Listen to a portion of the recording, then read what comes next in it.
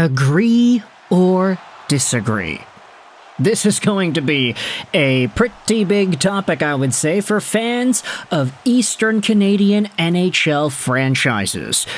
Because I'd say that when it comes to the big two, sorry Ottawa, but the big two in terms of market share, in terms of fan amount, and you could also debatably say fan passion, although I think there are many other teams that can rival that claim.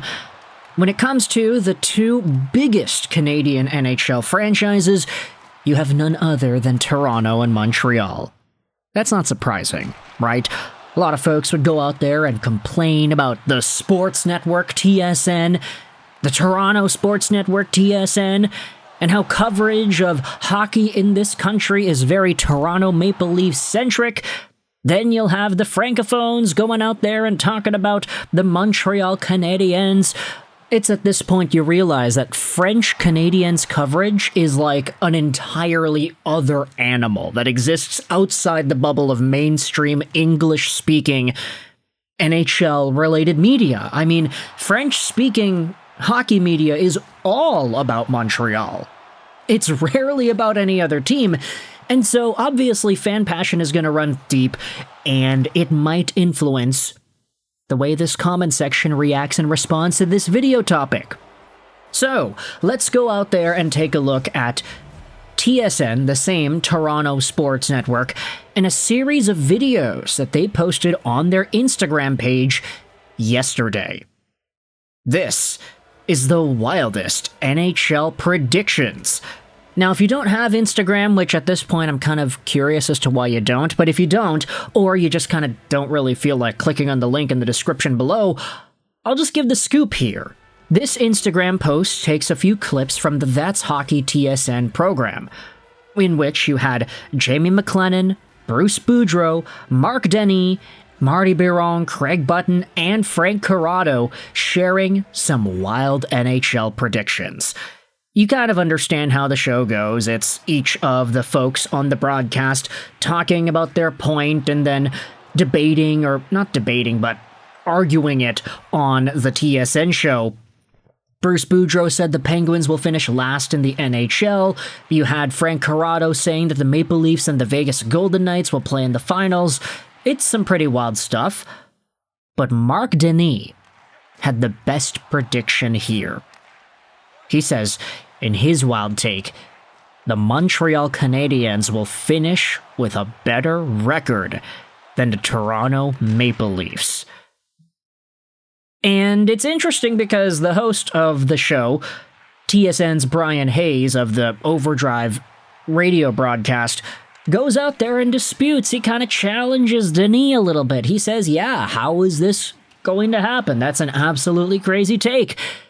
And Denis backs it up. He says, yeah, it's crazy because it's not supposed to happen. But,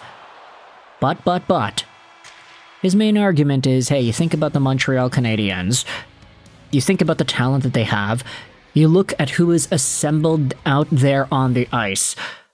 Montreal is in a spot where maybe even they don't know how good they are and can be. And I guess the opposing perspective is, oh yeah, well also Toronto lost Marner, so that team's gonna get worse too. Kind of funny how if they lose Mitch Marner, they go on a run to the Stanley Cup Finals and they play off against Marner.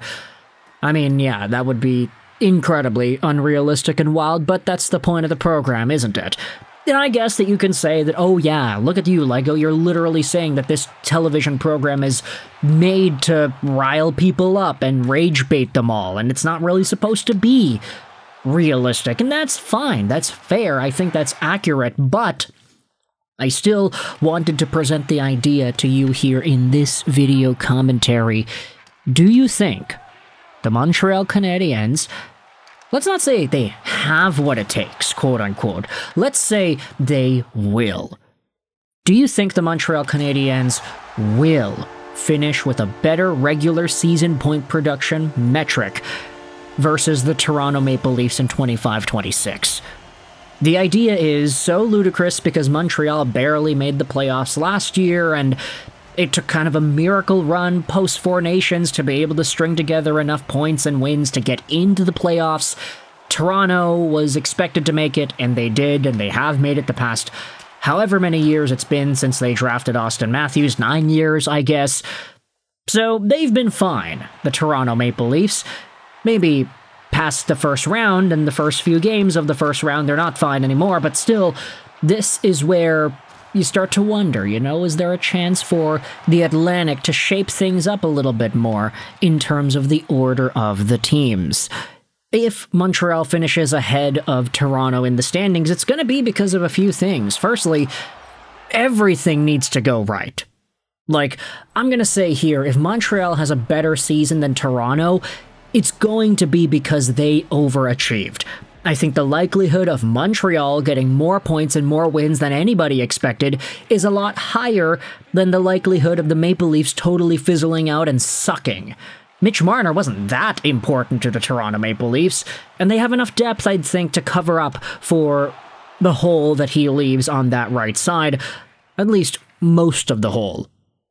But Montreal's going to need everything to go right. This means Slafkovsky doesn't take 3 months to get going. He gets 70, 75, 80 points on the year. Nick Suzuki gets another 89-plus point season. He maybe gets 90. Cole Caulfield gets a 35-goal season. Patty Laine preferably gets 25 goals. Ivan Demidov maybe gets himself 65 points on the year. And Lane Hudson is going to have to take that next step into upper status NHL defenseman territory to match up with the Quinn Hugheses and the Cale Makars of the world and fully take over as a top of the line production defenseman.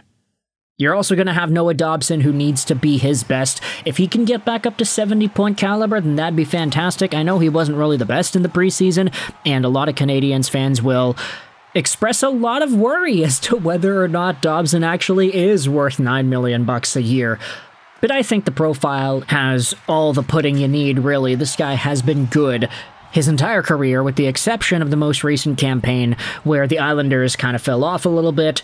And as long as he gets adjusted to Martin St. Louis' system, he's going to be fine. Him and Bolduc, I think, they needed a little bit of extra time to fully adjust to what it is Marty St. Louis has the Montreal Canadiens doing on a night-to-night basis. It's not an easy system to get the hang of, I think, especially when you consider Martin St. Louis' coaching experience. I mean, the guy has been a Pee-wee coach up until the days before he got hired by Montreal, so obviously he is unorthodox, but that's not a bad thing. You just kind of have to get players that are able to play and fix themselves in that system.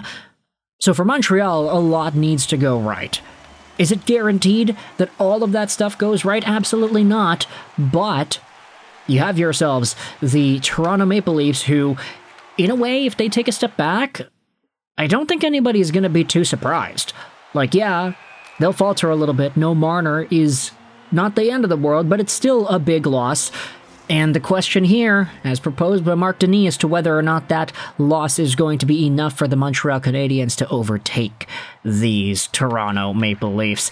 If you enjoyed this video, feel free to hit the like button. If you did not, then hey, the dislike button's down there for you as well. Comments help out with the algorithm, so I'd really appreciate it if you contributed to the conversation. Who do you think will finish this season with more points, Montreal or Toronto?